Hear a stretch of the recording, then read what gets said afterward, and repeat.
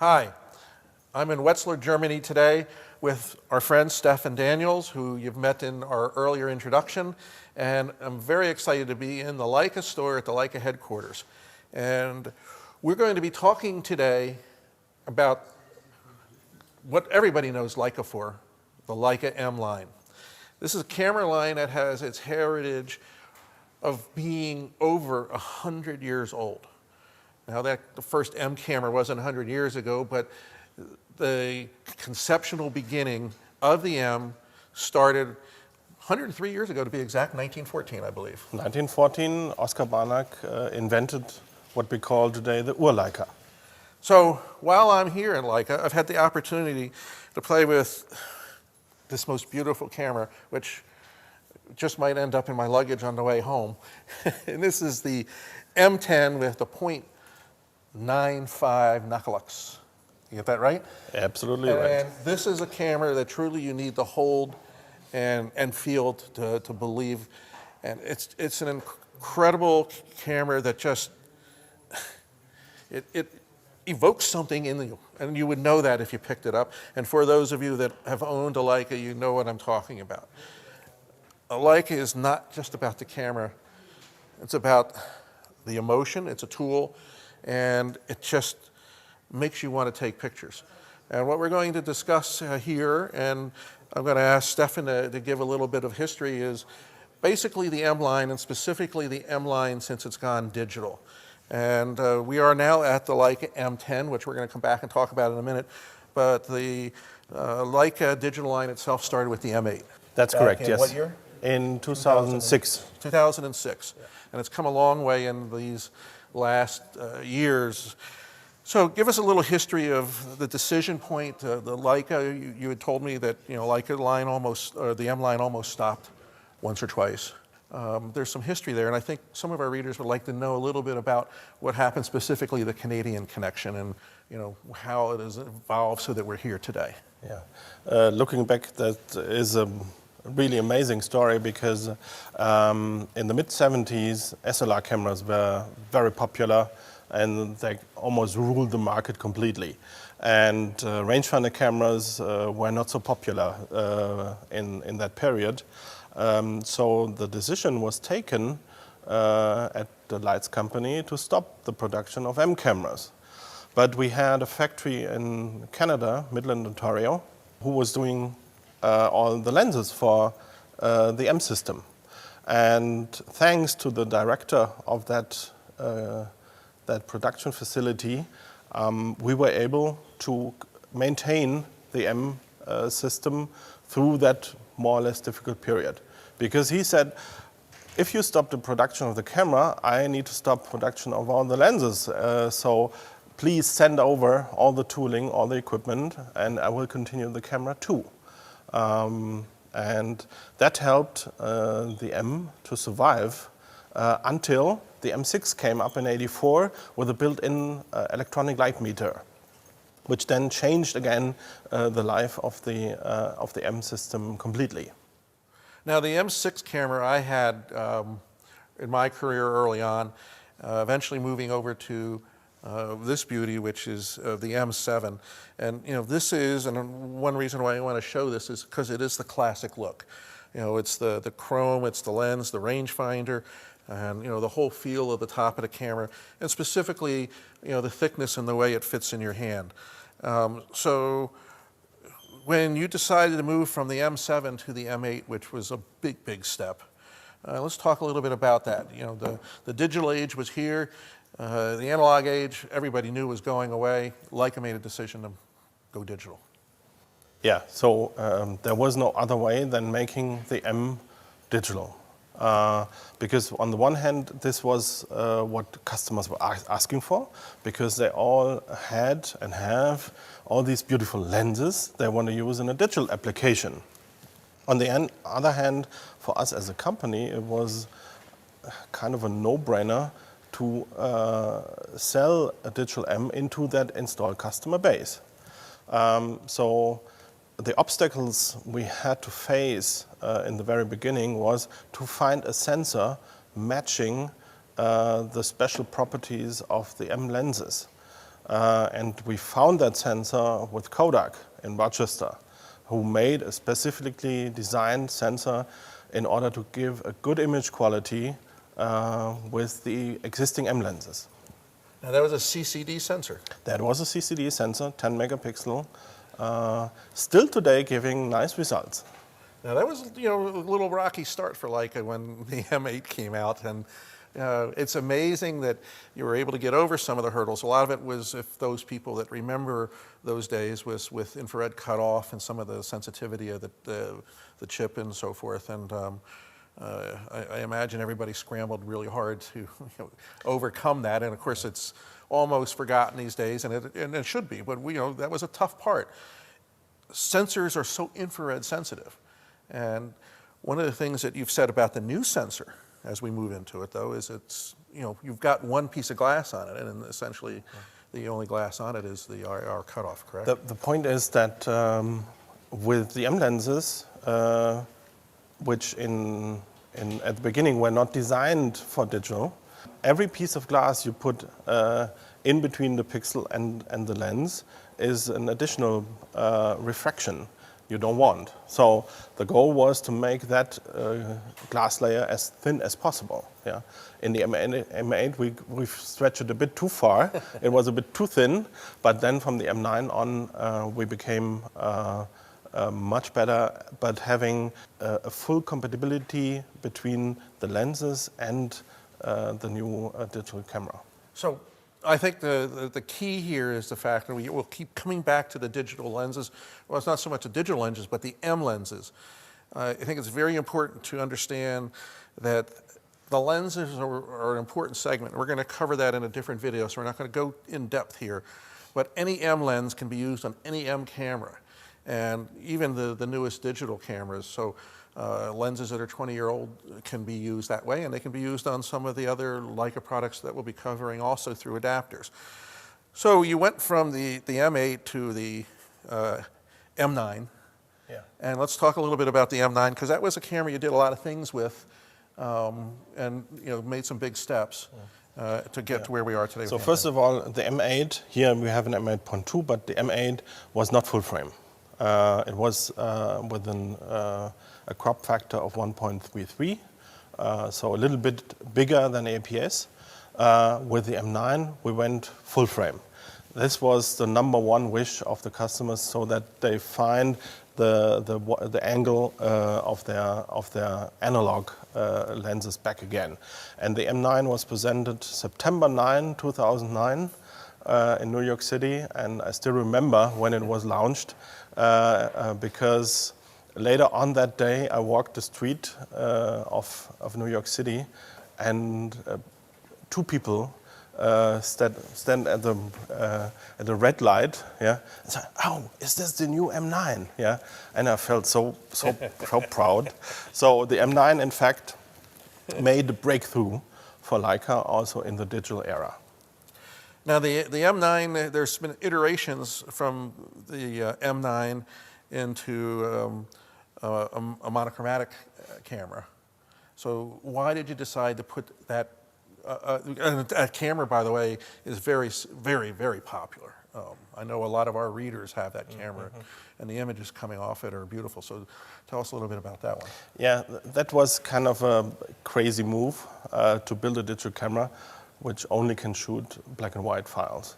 But there is a reason that you do that, because on a color digital camera, you have that so-called Bayer pattern, so that a red, a blue, and a green filter in order that the camera can see color. If you move those filters away, the camera becomes more sensitive, and the interpolation of these colors doesn't need to be done, which results in the camera being having a high resolution. It's about the double of a color camera, and also you gain between 1.5 and 2 f-stops in sensitivity. And by the way, the camera produces gray tones, grayscale, like you never have seen before. So it is a real reason behind that.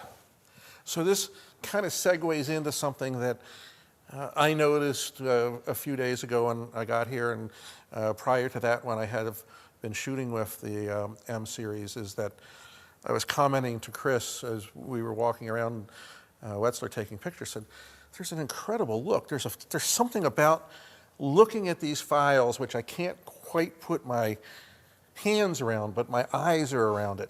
And you work very, very hard to make a look. It's buttery, it's sharp, it's smooth.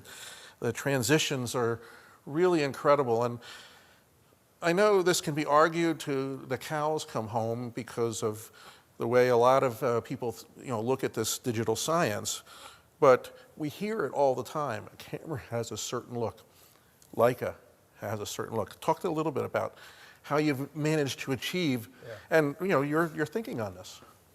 Yeah, it's not coincidence or something which just happened. It starts with the lens design.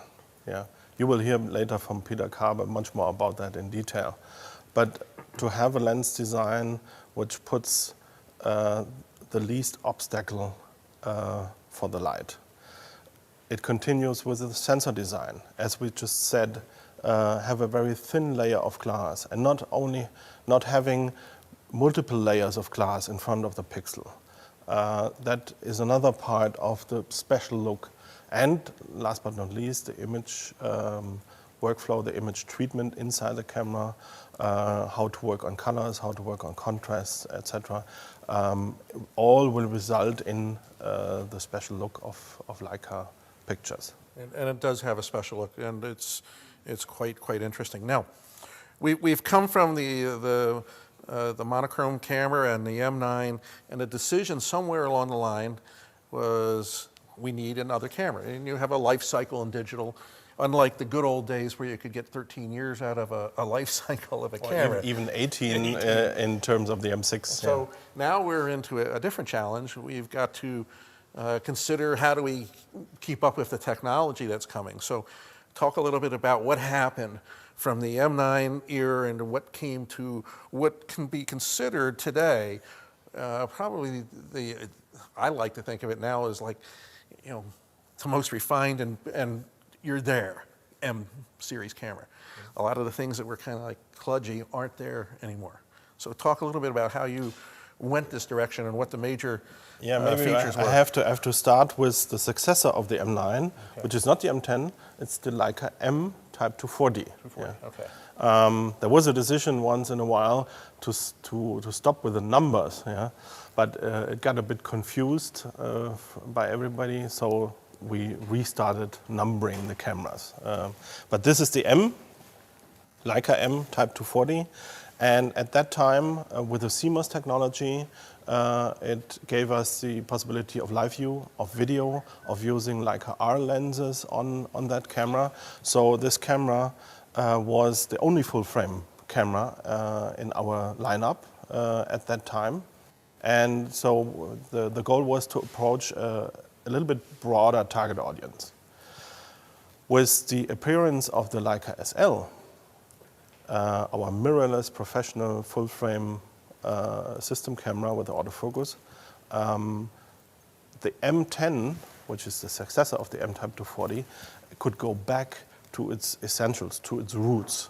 And we get a lot of applause from customers for making that move. For example, we skipped the video function, which still was available in the M Type 240.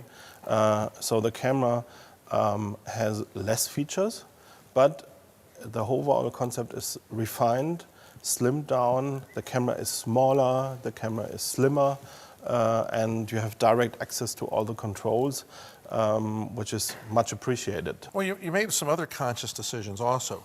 For example, the ISO ring, which wasn't ISO dial, which wasn't here before. You kind of place it almost the same way where the rewind lever was on the previous camera. So that was kind of like a step back to the retro, but you made it thinner. Yeah. It's how thin? 4.3 millimeters. 4.3 millimeters. So it's the original thickness. That doesn't sound a lot, but actually it gives a whole camera a totally different feel. The goal was that if the camera sits in front of you on the table, that you can control everything which is essential for shooting a picture. The aperture, the distance, the focusing, the ISO, and the shutter speed. No, you don't need more and no less. And you can control everything of these settings even when the camera is switched off. The other thing too is you've minimized the number of buttons. If we look at the number of buttons, you've got, you know, 5 there, yeah. So or even 6 here, yeah. Now it's just so much easier to, you know, work with. And I think this is one of the things that your engineers have done a marvelous job with, is the access, the buttons, and the simplicity of operating the camera, so that you can actually operate the camera and take pictures with it.